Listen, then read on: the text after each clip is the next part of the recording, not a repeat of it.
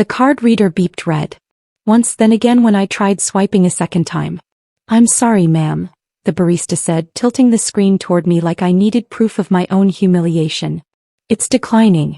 Do you have another payment method?" Behind me, the line of executives from the morning strategy session shifted impatiently.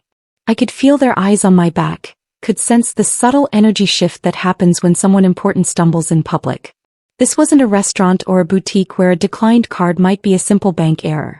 This was the lobby cafe at Meridian Tower where everyone knew everyone and a company card declining meant something. I pulled out my personal credit card, my face burning, and paid for the coffee myself. $3.40. Not the amount that mattered, but the message it sent. As I turned away from the counter, I caught sight of him. Byron Whitfield, our CEO, standing near the elevator bank with 2 board members. He was watching me. Not with surprise or concern, but with something else entirely. Satisfaction. Like he'd been waiting for exactly this moment, this public confirmation of whatever play he'd just made. My phone buzzed in my pocket. I didn't need to look to know what it was, but I did anyway. One line sent from HR's generic account. Account access suspended due to insubordination. Contact your manager for details. People noticed. Of course they noticed. I walked past the cafe seating area where clusters of colleagues lingered over their own coffee, and I saw the glances, the quickly averted eyes. Someone whispered something to their companion. Someone else pulled out their phone, probably already texting the news through the company grapevine. Mabel Thornton's card got declined in the lobby. Did you hear? What did she do? I kept walking, my spine straight, my expression neutral. Years of working in corporate environments had taught me that the worst thing you could do during a public embarrassment was show that it affected you. Show weakness and people remember it forever. Show strength and they start questioning whether there was really anything to be embarrassed about. But my mind was racing. Account access suspended. That meant more than just my company card. It meant my expense account, my travel authorizations, my ability to book meetings or approve vendor payments. It meant being functionally paralyzed in any role that required spending company money. And the reason given, insubordination, was deliberately vague. Vague enough to make people speculate. Vague enough to damage my reputation without requiring proof or due process. Vague enough to be a weapon instead of a legitimate disciplinary action. I rode the elevator to the 15th floor alone, watching Byron's reflection disappear as the doors closed. Byron Whitfield stood near the elevator bank, his posture relaxed, his attention seemingly focused on whatever the 2 board members beside him were saying. But I'd seen his eyes track my movements from the cafe counter to the exit. I'd seen the slight upturn at the corner of his mouth when my card declined the second time. He'd been watching. Waiting. Enjoying. This wasn't accidental. The timing was too perfect. Freezing my account right before a morning when I'd need to buy coffee in front of half the executive team. The location was too public. The lobby cafe where everyone gathered between meetings. The email was too immediate, arriving the exact moment my card declined, ensuring I'd know this wasn't a technical glitch. This was intentional. Designed to humiliate. Byron had always been good at strategy. That's how he'd risen to CEO at 42. How he'd navigated the board politics and investor relationships that most executives found impossible. He understood power, how to acquire it, how to wield it, and most importantly, how to use it against anyone who challenged him. And I had challenged him. Yesterday, in a closed-door meeting with the executive team, I'd questioned his directive to cut our community outreach program by 70%. Not loudly, not aggressively, but clearly and with supporting data about the long-term damage it would cause to our public image and stakeholder relationships. He'd smiled then too. The same smile I'd just seen in the lobby. I sat at my desk and opened the email, reading it carefully despite already knowing what it said. Account access suspended due to insubordination. Contact your manager for details. Sent from HR's generic address, which meant this had been processed through official channels. Signed by Byron himself according to the approval signature buried in the metadata. No specific incident cited. No reference to company policy. No mention of due process or appeal procedures. Just punishment. Swift, public, and designed to send a message. Challenge me and I'll make you suffer. I opened my employee handbook. The PDF version I kept saved on my personal cloud, because I'd learned years ago that company resources could disappear when you needed them most. I scrolled to the disciplinary procedures section and read it twice. According to policy, any suspension of employee privileges required written documentation of the specific violation, a formal warning process, and an opportunity for the employee to respond before action was taken. None of that had happened. Byron had gone straight to punishment, skipping every procedural safeguard that was supposed to protect employees from exactly this kind of retaliatory abuse. He'd overreached. In his eagerness to humiliate me, he'd violated the company's own policies. And that violation was documented, time-stamped, and sitting in my inbox like a gift. Over the next hour, I discovered the full extent of what account access suspended meant. I couldn't approve the payment for a vendor delivering materials for next week's client presentation. The system rejected my authorization. I couldn't book my flight to the Atlanta conference I was supposed to speak at in 2 weeks. Access denied. I couldn't even order lunch through the company's corporate catering account for a working meeting I'd scheduled with my team. Every financial touchpoint of my job was frozen. I was effectively neutered, unable to perform the basic functions of my role as VP of Strategic Partnerships. And since Byron controlled all reinstatement approvals, I had no recourse except to beg him for mercy. That's what this was really about. Not punishment for yesterday's question about the community outreach program. That was just the excuse. This was about control. About reminding me and everyone else who watched that Byron held all the power, and that questioning his decisions, even respectfully, even with data, would result in swift and public consequences. I pulled up my personal banking app and paid for the client presentation materials myself. $460. Then I booked my own flight to Atlanta. Another $600. The working lunch I canceled entirely, telling my team we'd meet in the conference room instead and I'd bring bagels on my own dime. Every dollar I spent was documentation. Every workaround I created was evidence.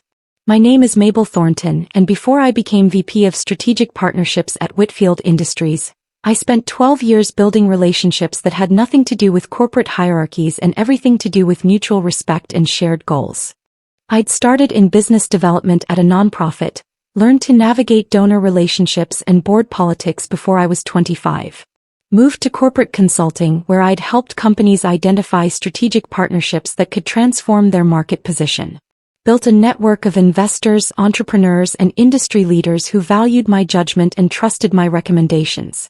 When Byron recruited me 3 years ago, he'd sold me on Whitfield Industries' mission to revolutionize sustainable manufacturing through innovative partnerships.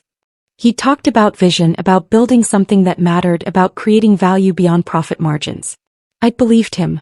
I'd brought my network, my relationships, my reputation into his company. I'd opened doors that had been closed to Whitfield for years, connected Byron with investors who'd previously dismissed him, helped secure partnerships that had tripled our market reach. And in return, he'd frozen my corporate card because I'd questioned his decision to gut a program that those same partners cared deeply about. But here's what Byron didn't know. Those relationships weren't his. They were mine. And they didn't disappear just because my company card stopped working. Yesterday's meeting had started normally enough. Byron called the executive team together to discuss Q3 budget adjustments. Routine optimization, he'd called it. Trimming excess to focus on core profit drivers. The community outreach program was listed under discretionary expenses to be eliminated. 70% cut immediately with full elimination planned for Q4. The program that connected us with local schools, that provided STEM education resources, that had been explicitly mentioned in our partnership agreements with 3 major clients who valued corporate social responsibility. I'd raised my hand. Byron, I need to flag a concern. Our partnership agreements with Kellerman Group, Hastings Tech, and Riverside Capital all include specific clauses about our commitment to community engagement. Cutting this program could trigger contract review provisions. He'd looked at me like I'd questioned whether the sky was blue. Those are boilerplate clauses, Mabel. No one actually enforces them. Kellerman does. I negotiated that contract personally. Their CEO specifically requested metrics on our community impact as part of their decision to partner with us. Then we'll provide different metrics. This decision is final. I'd started to respond to explain that providing false metrics would be worse than cutting the program, but he'd cut me off. Final Mabel. Unless you'd like to volunteer your own budget to fund feel-good programs instead of revenue-generating partnerships. The room had gone quiet. Everyone else had looked down at their notes. The pattern was familiar to anyone who'd worked under Byron for more than a year. Question his judgment even respectfully and watch what happened next. A project you were leading suddenly got reassigned. Your budget requests faced unexpected scrutiny. Your ideas and meetings got dismissed before you'd finished explaining them. Nothing dramatic enough to file a complaint about. Nothing obvious enough to call discrimination or retaliation. Just a slow, steady marginalization that made it clear. Stay in line or suffer. I'd watched it happen to others. Marcus in operations had questioned Byron's decision to offshore our customer service team. Within 2 months, Marcus was restructured into a lesser role and eventually left the company. Paulina in finance had raised concerns about aggressive revenue projections that didn't match realistic market conditions. Her next performance review cited alignment issues, and she was placed on a performance improvement plan that made her job unbearable. The executives who stayed, who thrived, were the ones who learned to nod and agree, to execute Byron's directives without question, to praise his vision even when it contradicted basic business sense. I'd tried to walk that line. I'd picked my battles carefully, questioned privately instead of publicly, framed my concerns as requests for clarification rather than challenges to his authority. But yesterday I'd crossed whatever invisible line Byron had drawn. And now he was making an example of me. I didn't confront him. I didn't send an angry email or request a meeting to demand explanations. That's what he expected. Emotional response, public conflict, evidence that I was the insubordinate employee his suspension notice claimed. Tad, I smiled. I worked through my morning meetings using my personal funds for anything that required money. I responded to emails with my usual professionalism. I acted like nothing had happened, like my card declining in the lobby was a minor technical issue already resolved. The calm seemed to unsettle people more than anger would have. My assistant, Keisha, kept looking at me with worried concern, clearly having heard about the card incident. "Are you okay?" she asked finally during a brief moment between calls. "I'm fine," I replied honestly. "Just working through some administrative details." "Is it true Byron suspended your account?" "Apparently there was some miscommunication about expense approvals. It'll get sorted out." I kept my voice light, unconcerned. "In the meantime, I'm handling the Atlanta conference arrangements independently. Can you update the travel coordinator that I've booked my own flight?" She nodded slowly, still worried, but my lack of panic seemed to reassure her that whatever was happening wasn't as serious as the rumor mill suggested. I was calm because I was already 3 steps ahead. The documentation phase was just beginning. That afternoon I pulled every relevant policy document. Employee handbook. Executive compensation agreement. Corporate governance guidelines. Expense authorization protocols. I read each one carefully, highlighting the sections that mattered. The employee handbook was clear. Disciplinary actions including but not limited to suspension of privileges, demotion or termination must follow established procedures including written notice of specific violations, opportunity for employee response, and documented approval from HR leadership.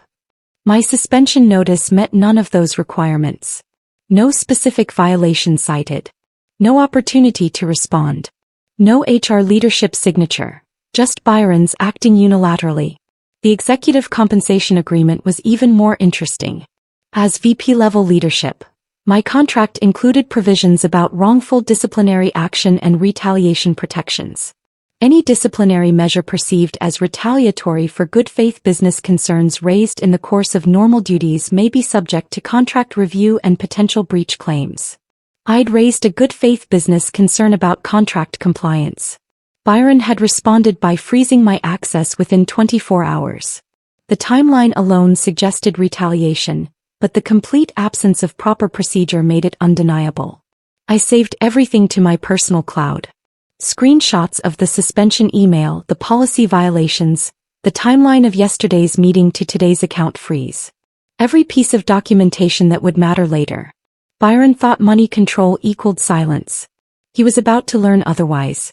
By the end of the week, I'd spent over $2,000 of my own money covering basic job functions. Client dinners that should have been on the company account. materials and supplies for presentations. Travel expenses for meetings Byron couldn't directly cancel since they involved existing client commitments. Even small things like printed reports and courier services that would normally be routine business expenses. Each expenditure went into a detailed spreadsheet. Date, amount, business purpose, supporting documentation. The spreadsheet grew daily, a running tally of exactly how much Byron's insubordination suspension was costing me personally. But it wasn't just about money. It was about what the suspension revealed. I couldn't approve my team's professional development requests, which meant Keisha's certification course that I'd promised to support was suddenly on hold. I couldn't authorize vendor payments for ongoing projects, forcing my team members to either delay work or pay out of pocket themselves. I couldn't make basic decisions about resource allocation that were explicitly part of my role. The suspension wasn't just punishing me. It was disrupting the entire partnerships division, creating bottlenecks and delays that affected our clients and vendors. Byron's personal vendetta was damaging the company's operations, all because I dared to mention that cutting a community program might violate our partnership agreements. And every day it continued, the evidence of his overreach grew stronger. Friday afternoon I made the call I'd been considering all week. "Mabel Thornton," said the voice on the other end, warm with recognition. "It's been too long. How are things at Whitfield?" "Complicated," I replied honestly. "Which is actually why I'm calling. Do you have time for coffee next week? I'd like to discuss some opportunities that might interest Garrison Ventures." There was a pause, thoughtful and considering. "Opportunities at Whitfield Industries?" I thought Byron wasn't interested in external investment. He's been pretty vocal about maintaining control. He has been, I agreed. But things change. Priorities shift. And I think there might be room for strategic partnerships that could benefit everyone involved. Another pause. Then carefully, "I'm listening." I'd met Austin Garrison 3 years ago at an industry conference, before I'd joined Whitfield. We'd connected over shared perspectives on sustainable business practices and stayed in touch professionally. His venture capital firms specialized in strategic investments in manufacturing companies, exactly Whitfield's sector. Byron had always refused to consider Garrison Ventures, claiming he didn't want outsiders influencing company direction. But that was before Byron had violated his own company's policies to punish an executive for asking legitimate questions. "I think," I said carefully, "that Whitfield's current governance structure could benefit from some external perspective. And I think the upcoming shareholder meeting might be an excellent time to introduce those perspectives." "The quarterly shareholder meeting? That's in 2 weeks." "Exactly." Austin Garrison had been watching Whitfield Industries for years. That's what he told me over coffee the following Monday at a cafe far from Meridian Tower where we wouldn't risk running into Byron or anyone else from the company. "Byron's built something impressive," Austin said, "but he's also built it in his own image. No checks, no balances, no outside voices. Just his vision executed exactly the way he wants it. That works until it doesn't." "And you think it's starting to not work?" I asked. "I think any company where the CEO can unilaterally freeze an executive's access without due process or oversight has governance problems." He looked at me directly. "I heard about what happened. Word travels in our industry. Byron suspended your account because you questioned a budget decision." I wasn't surprised he knew.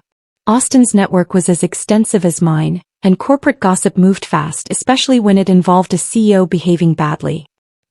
"He suspended my account for insubordination." The questioning was just the excuse. "And you've been documenting everything since." It wasn't a question.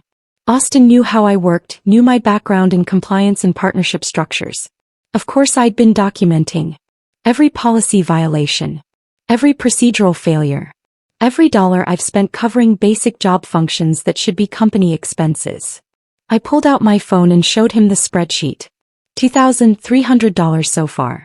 All because I mentioned that cutting our community outreach program might violate existing partnership agreements. Austin scrolled through the spreadsheet, his expression thoughtful. "The shareholder meeting is in 10 days, Austin said. "Byron will present Q3 results and Q4 projections. Routine stuff usually. The board approves his report, shareholders rubber stamp it, everyone goes home feeling good about the company direction." "Usually," I agreed. But what if it wasn't routine? What if someone raised questions about governance? About whether the CEO has appropriate oversight? About whether executive disciplinary actions follow proper procedure? He looked up from my phone. What if a potential investor attended and expressed concerns about leadership stability? Would that investor need to own shares to attend? I asked. They would. But shares can be acquired quickly when there's strategic reason to do so. Austin smiled slightly. Garrison Ventures has been interested in Whitfield for a long time. We've just been waiting for the right moment to pursue that interest. And you think this is the right moment?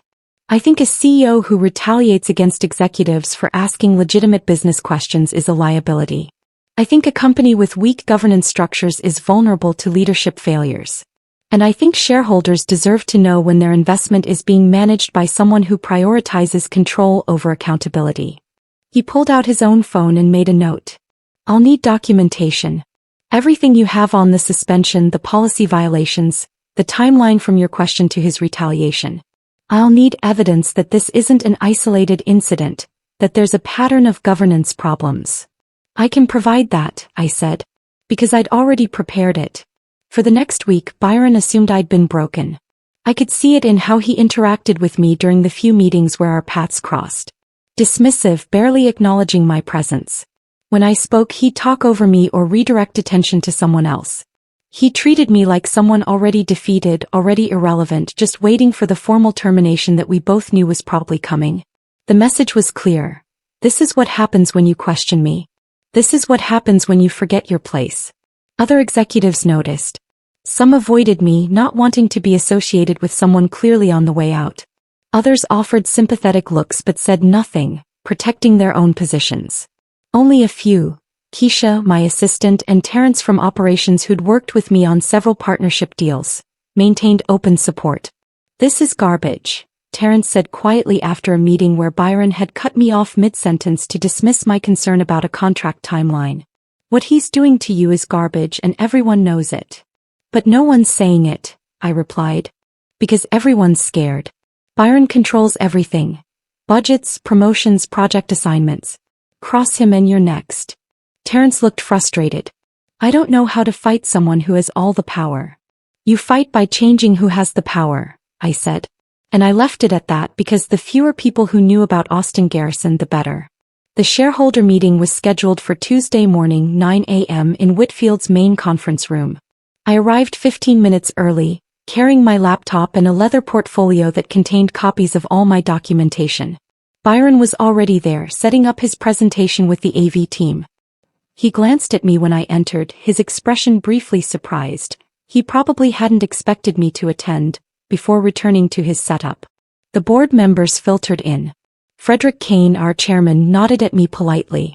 Helena Price and Marcus Chin took their seats without acknowledging either Byron or me. The atmosphere was routine, businesslike, exactly like every other quarterly meeting I'd attended. Then Austin Garrison walked in. He wore a perfectly tailored suit, carried a slim briefcase, and moved with the quiet confidence of someone who belonged in rooms like this. He approached Frederick directly, hand extended. Frederick Kane? Austin Garrison, Garrison Ventures. Thank you for accommodating my attendance on short notice. Frederick looked confused for a moment, then recovered his professional smile. Mr. Garrison, of course. Though I'm not sure we were expecting. I acquired shares last week. Small position but enough for attendance rights. I hope that's not a problem. Austin's tone was friendly but firm. He belonged here now and the shares he'd purchased, however recent, gave him every legal right to be in this room. Byron's head snapped up from his laptop. His eyes found mine across the room, and for the first time since the account suspension, I saw something other than satisfaction in his expression. I saw concern. Let's begin, Frederick said, calling the meeting to order. We have our standard agenda. Q3 results review, Q4 projections, budget approvals and any shareholder concerns. Byron, you're up first. Byron's presentation was polished, professional, exactly what I'd expected. Revenue growth, market expansion, strategic initiatives that positioned Whitfield as an industry leader. He glossed over the community outreach cuts, framing them as portfolio optimization, without mentioning the partnership agreement implications I'd raised. When he finished, Frederick opened the floor for questions. Usually this was a formality. A few softball questions from board members, polite acknowledgement of Byron's leadership, then a vote to approve everything and move to lunch. But Austin raised his hand. "Mr. Garrison," Frederick acknowledged. "Thank you. I'm impressed by the financial results. But I have some questions about governance structures and executive oversight." Austin's voice was calm, conversational. "Specifically, I'm curious about the company's disciplinary procedures for executive leadership and whether those procedures include appropriate checks and balances." The room went very still. This wasn't a normal shareholder question. This was direct challenge to how Byron ran the company. "Our governance structures are sound," Byron said, his voice tight. "We follow all standard corporate protocols." "Do you?" Austin pulled out a document. "Because I've reviewed the employee handbook, and it indicates that disciplinary actions require specific documentation, HR approval and opportunity for employee response." "Is that accurate?" Frederick frowned. "Yes, that's our policy." "Why do you ask?" "Because," Austin said calmly, "I have evidence of an executive-level account suspension that violated every one of those procedural requirements." He pulled out copies of the documentation I'd provided. My suspension notice, the employee handbook sections it violated, the timeline showing retaliation for raising business concerns. He distributed them to each board member, moving methodically around the table. "Mabel Thornton, your VP of Strategic Partnerships, raised a legitimate question about partnership contract compliance during a budget meeting. Within 24 hours, her corporate access was suspended without written documentation of specific violations, without HR approval, and without any opportunity to respond. The suspension notice cites insubordination, but provides no details about what that means or how it was determined." Byron's face had gone red. "This is inappropriate. Internal personnel matters are not shareholder concerns. They are when they indicate broader governance failures," Austin interrupted smoothly. "When a CEO can unilaterally punish executives without oversight or due process, that's a risk to the company. It suggests concentrated power without appropriate checks. It raises questions about whether other decisions are made with similar lack of accountability." Helena Price, one of the board members, was reading through the documentation with increasing concern. "Byron, is this accurate? Did you suspend Ms. Thornton's access without going through HR?" "She questioned a budget decision in front of the entire executive team," Byron said defensively. "She undermined my authority." "She raised a concern about contract compliance," Austin corrected, pulling out another document. "The email I'd sent Byron after the meeting, politely requesting clarification about how we'd handle the partnership agreement clauses. This is the communication Ms. Thornton sent following the meeting." Austin continued, distributing copies of my email. "Professional, specific, focused on legitimate business concerns about existing contractual obligations. This is good faith corporate citizenship, not insubordination." Frederick was reading through everything now, his expression growing darker. "Byron, walk me through your decision-making process here. Why was an account suspension necessary and why wasn't proper procedure followed?" "I made a judgment call," Byron said, but his confidence was cracking. "In the moment it seemed appropriate. To publicly humiliate an executive who asked a question you didn't like?" Helena's voice was sharp. "To freeze her access so completely that she's been paying business expenses out of pocket for 2 weeks? I wasn't aware she was covering expenses personally," Frederick said, looking at me directly. "Mabel, is that true?" I stood, keeping my voice steady. "Yes. Over $2,000 so far. Client dinners, travel arrangements, materials for presentations. Basic job functions that require financial access. I've been documenting every expense." I pulled out my spreadsheet, the detailed record I'd been keeping since day one. The room was completely silent now except for the sound of pages turning as board members reviewed document after document showing Byron's overreach, his procedural violations, his retaliation against an executive who'd dared to question him. "This is a setup," Byron said suddenly, pointing at Austin. "He's working with her to undermine my leadership. This whole thing is orchestrated." "No," Frederick interrupted, his voice cold. "This is accountability." Byron's attempts to explain only made things worse. "The budget decision was final. he said, his voice rising. I don't need to justify every choice to every executive who has concerns. That's not how leadership works. Leadership requires accountability, Helena said. Especially when you're making decisions that affect partnership agreements and potentially expose the company to contract violations. There's no contract violation, Byron insisted. The clauses Mabel mentioned are standard boilerplate. No one enforces them. Kellerman Group does, I said quietly. I spoke with their partnership director last week. When I mentioned we were considering cuts to community engagement, they specifically asked for documentation of our ongoing commitment as outlined in Section 7.3 of our agreement. They're prepared to invoke the contract review provision if we can't demonstrate compliance. Byron stared at me. You discussed internal budget decisions with a client? I discussed our contractual obligations with a partner who has every right to verify compliance. That's my job. Kept my voice level. The job I've been doing out of pocket while you've frozen my access for asking questions you didn't want to answer. Frederick closed the folder of documentation in front of him. I'm calling for a 15-minute recess. Board members, I need you in the side conference room. Byron, please wait here. As the board filed out, Byron caught my eye. The satisfaction I'd seen in the lobby 2 weeks ago was gone, replaced by something darker. Bigger. Fear. The recognition that he'd overplayed his hand. When the board returned 20 minutes later, Frederick's expression was grim. We've reviewed the documentation provided by Mr. Garrison and corroborated by Ms. Thornton. We've identified multiple procedural violations in the handling of an executive disciplinary action. More concerning, we've identified a pattern of concentrated decision-making authority without appropriate oversight or accountability measures. Byron stood up. Frederick, I can explain. You've explained enough. Frederick cut him off. The board is invoking our emergency governance provisions. Effective immediately, you're being placed on administrative leave pending a full investigation into executive management practices and compliance with corporate policies. Helena will serve as interim CEO during the investigation. The room erupted. 2 board members who'd been silent until now started asking questions. Byron started protesting, his voice loud and angry. Austin sat quietly, watching everything unfold with professional satisfaction. This is insane, Byron shouted. You're letting one disgruntled employee and an opportunistic investor destroy everything I've built. You destroyed it yourself, Helena said firmly. When you chose retaliation over accountability. When you prioritized control over proper governance. This isn't about Mabel or Mr. Garrison. This is about whether Whitfield Industries can trust its CEO to act in the company's best interest rather than his own ego. Frederick pulled out his phone. Security will escort you from the building.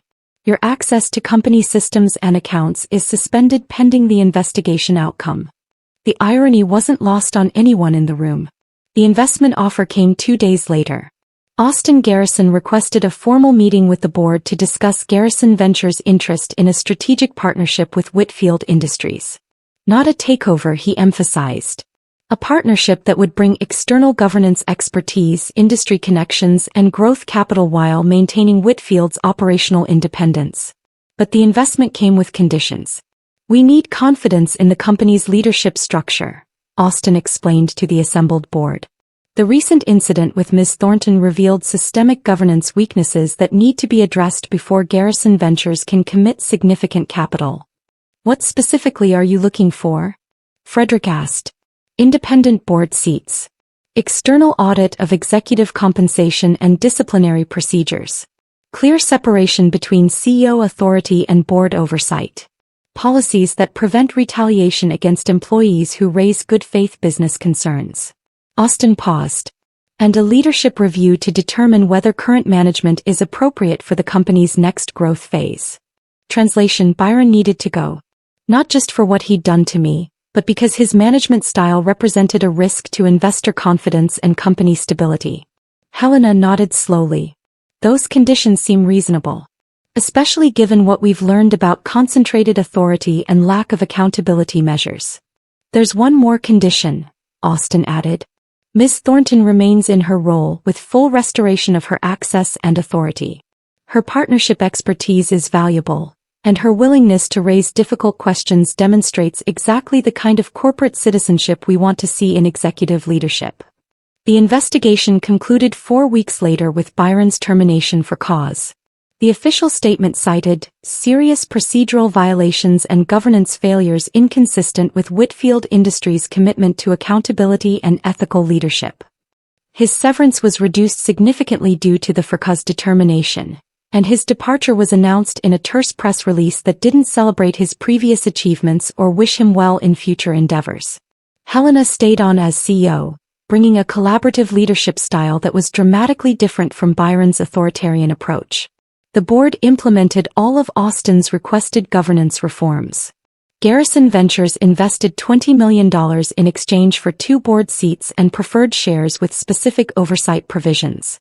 And I received a formal apology from the board, full reimbursement for the expenses I'd covered during the suspension, and a promotion to senior VP with expanded responsibilities for partnership strategy and governance compliance. "You could have sued," Austin told me over coffee after everything settled. "Wrongful retaliation, hostile work environment, breach of contract. You had enough documentation to win significant damages." "I know," I replied. "But a lawsuit would have been about the past, about punishing Byron for what he did. This was about the future, about changing the system that let him do it in the first place. Not everyone thinks that way. Most people want revenge. I wanted accountability. There's a difference. I didn't stay at Whitfield Industries forever." 2 years after Byron's departure, after helping Helena build a stronger leadership team and implementing governance structures that prevented future abuses of power, I accepted an offer to join Garrison Ventures as a partner. My role was to identify companies with strong potential but weak governance, to help them build the accountability systems they needed to attract investment and sustain growth. It was exactly the kind of work I'd always been best at: building partnerships, creating structures, helping organizations become better versions of themselves. My last day at Whitfield, Keisha and Terrence took me to lunch at the same lobby cafe where my card had declined 2 years earlier. We sat at the same table where I'd once burned with humiliation while Byron watched from across the room. "Do you ever wonder what would have happened if you'd just accepted the suspension quietly?" Keisha asked. "If you hadn't documented everything and brought in Austin?" "I'd probably have been fired within a month," I said honestly. "Byron would have built a case for incompetence or poor performance, and I'd have left with nothing but damaged reputation and lost income. Instead you took down a CEO and changed how the entire company operates," Terrence said with satisfaction. "I didn't take him down. He took himself down when he chose retaliation over accountability. I just made sure the evidence was available when people were ready to see it." Years later, when I speak at corporate governance conferences or advise companies on executive accountability, people always ask about that moment in the lobby when my card declined. They want to know what I felt, whether I knew even then what was going to happen, whether I planned the whole thing from the start. The truth is simpler and more complicated than they want. I felt humiliated, angry, scared about what Byron's retaliation might cost me professionally and financially. But underneath those emotions was something else: clarity. The understanding that Byron had just made a critical mistake. He thought freezing my account would make me smaller. That cutting off my financial access would force me into submission or silence. That public humiliation would break whatever resistance I might have had to his authority. What he didn't understand was that taking away my company resources freed me to use my own. That documenting his overreach gave me evidence stronger than any defense he could mount. That his retaliation was so blatant, so procedurally improper, that it illuminated every other governance failure he'd been hiding. He thought power came from control, from the ability to punish anyone who challenged him. I learned it comes from preparation, documentation, and the courage to call out abuse even when it's risky. The card declining in that lobby wasn't the end of my power. It was the beginning of his downfall. Because in his rush to humiliate me, Byron had exposed himself. His petty vindictiveness, his procedural carelessness, his fundamental unsuitability for leadership. He thought cutting off my access would make me invisible. All it did was put his decisions under a brighter light. And when Austin Garrison, the board, and eventually the shareholders looked closely at what that light revealed, Byron couldn't survive the scrutiny. That's the lesson I carry forward. Sometimes the worst thing your enemies can do to you becomes the best gift they never meant to give. Byron froze my account to punish me. Instead, he handed me the evidence I needed to change everything. And I'll always be grateful for that coffee I had to buy with my own card. Best $3.40 I ever spent.